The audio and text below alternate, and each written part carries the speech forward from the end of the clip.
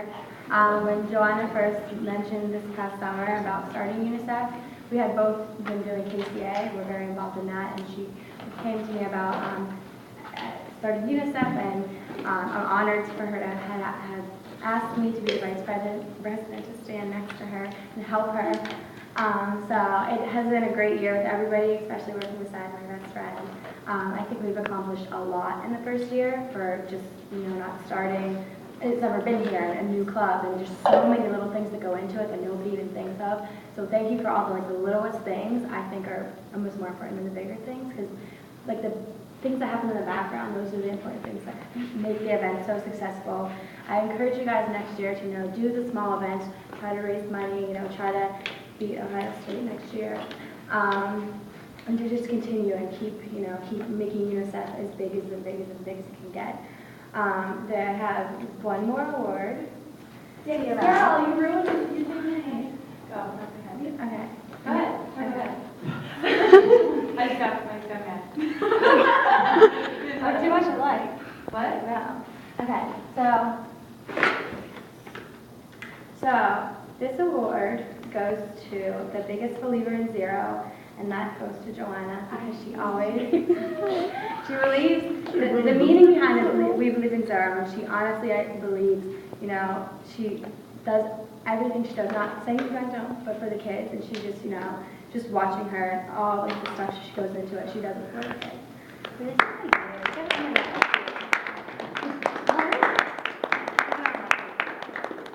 Hey, girl, it's good. I love it. Girl, those colors are different. I don't care. And the other one, just so you have it, because I'm proud of you for this, the founder of United Nations Children in front of Penn State University.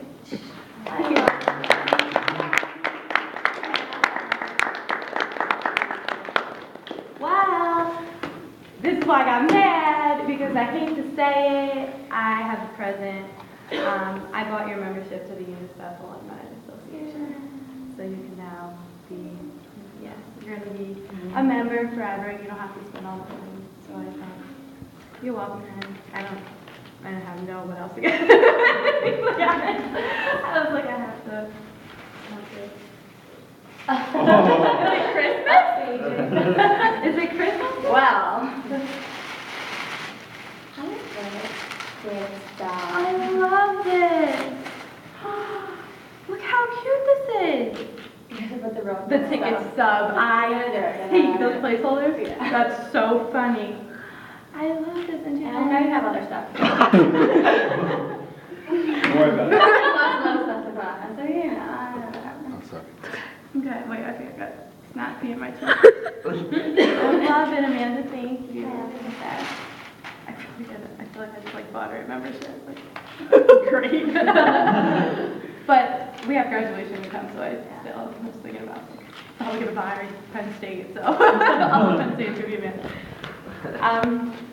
All right, so let me start. I have a speech because I really think it's important that you guys know how much all of this means to me, and also what this is really all about.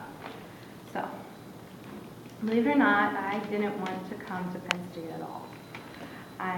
When I received my acceptance letter, I almost threw it away and telling my mom there is no way that I am going there. There is no way. But when it came down to choosing between my top 3 colleges, I wasn't paying. So here I was in the middle of central Pennsylvania at a school I didn't want to go to, far away from my parents, absolutely miserable. I was. I'm not even going to try and sugarcoat it because I was. And freshman year was even worse than I had anticipated.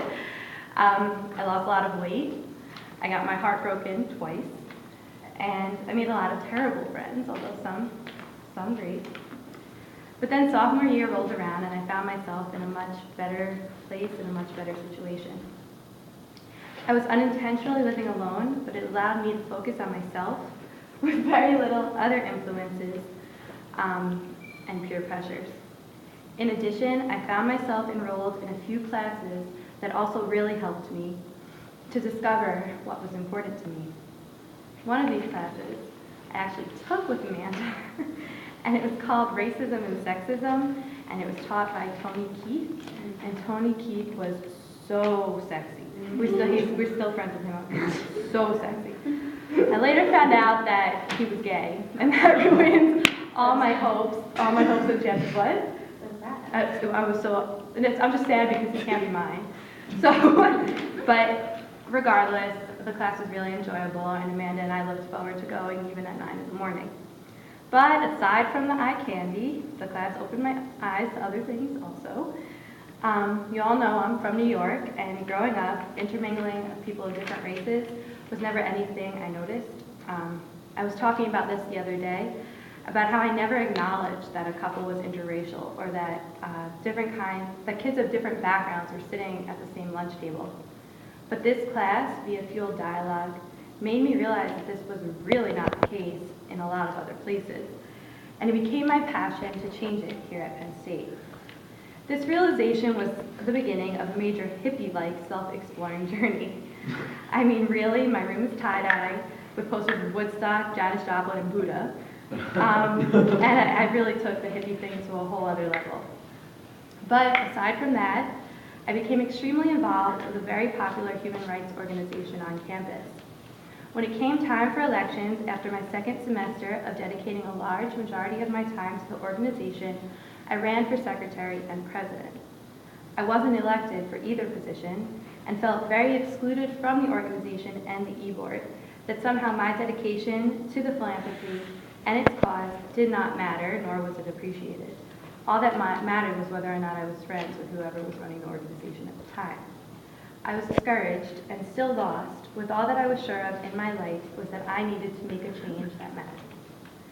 I became involved with the race relations project, facilitating race-oriented dialogue, recruitment for Teach for America to better the world of education for children, and with the NAACP to advocate for social change.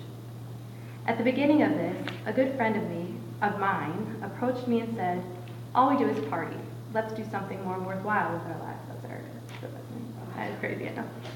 And so my friends and I started Keep a Child Alive at Penn State, an AIDS organization benefiting children affected by HIV and AIDS in Africa and India. The organization started off rocky and has remained rocky for a while, but has definitely made strides on campus. I fell in love with the organization managing something that counted, but was different from other philanthropies on campus. I fell so in love that I became obsessed and realized I could not stop there, nor could Penn State. We are such a huge university with the capability to do so much, with the potential to change the world. Take Thon. We raise millions of dollars every year for a single cause, benefiting only children with cancer. Not saying that this is not a great effort and a worthwhile cause, but why not extend our efforts? Because we can. And so, born is UNICEF. I have learned from struggles of KCA, who Kenya is now the new president of, and I drew on my desire to create an organization where race, background, ethnicity, religion, country, whatever, didn't matter, but was rather welcome. You see how this all ties together? During my 4 years here, I have noticed such a segregated Penn State. People have preconceived notions about others who are not like them, and because of this, and a reluctance to prove ourselves wrong, the gap that separates us all increases. I visited other organizations, and the member body is almost always uniform, whether it be by gender, religion, race, or whatever else. UNICEF is not and should not be this way. Everyone is welcome, and everyone is invited to participate and partake in as much in the organization as much as they want. As I look around the room, whether it be here, at our meetings, or at our events, I am so thankful, honored, and proud to be surrounded by so many dedicated peers coming together from all different walks of life for one broad yet most important cause, providing a better world for the children who live in it. My time here has been hard. It's had a lot of ups and downs, mostly downs, I'm not gonna lie, and I've often regretted allowing my parents to force me to come here, even though my father still claims that he knew best and still does. I never think he's right, but maybe in this case, I could bend my thinking a little bit. There have been a lot of tears, struggles, and defeats, but when I look back at my 4 years here, I see now how worthwhile my journey has been. a journey that has made me grow and realize what is important to me. I am so excited to see what all of you have in store for UNICEF. Remember how capable you all are of bringing change. Don't let defeat stop you in your strides towards your goals, and do not forget the overarching aim of Penn State's branch of UNICEF. Yes, it is to save the children, but to bring together people from all over to work together. I was at one of our socials, I was sitting down, and I turned to Sarah, and I said, I did this.